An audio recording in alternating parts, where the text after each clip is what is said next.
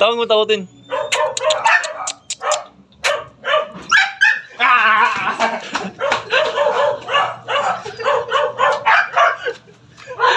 Oh, favorite merienda, Cobra, tapos Fudgy Bar. You know, Si Fudgy Bar.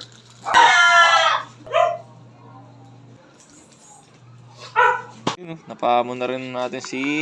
Ano pa pangalan natin dito? CJ! CJ! CJ! CJ! Project na naman dito kala sir. Papagawa na naman. Yan na ang ginawa namin guys. Yan.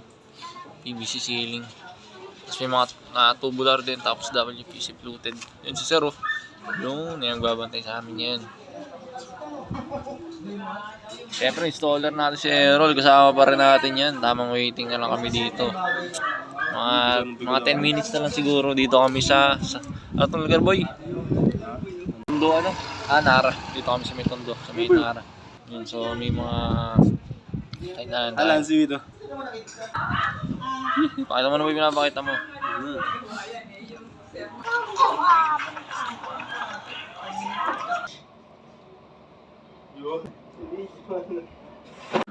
Yun, dumating na yung materialis natin.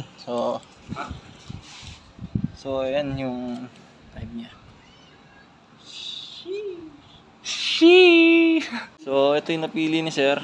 So yung sa baba 3-in-1 pero ito isang buo na lang siya. Maganda yung pagka-haspy niya.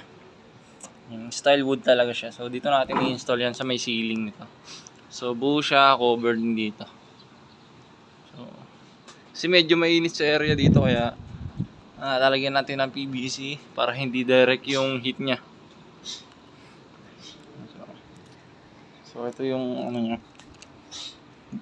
Medyo manipis lang siya. Ayan talagang mga advisable sa ceiling. Kasi pag sobra kapal niya, bibigat na siya sa ceiling. 25 yung lapad niya.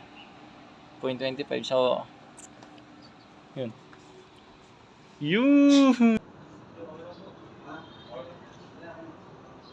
Umupo lang ano. Tara boy. Baka trip muna kami ni Errol. Errol. Sir, thank you po. Thank you po, sir. Bukas na lang po ulit. Search na lang po si sir. Po. No, may pinadala din sa ating mga sample. Nakakuha tayo. Yan yung mga sample natin. Pang present sa client. So, goods. Food trip muna kami. Mamaya papakita natin ito isa-isa.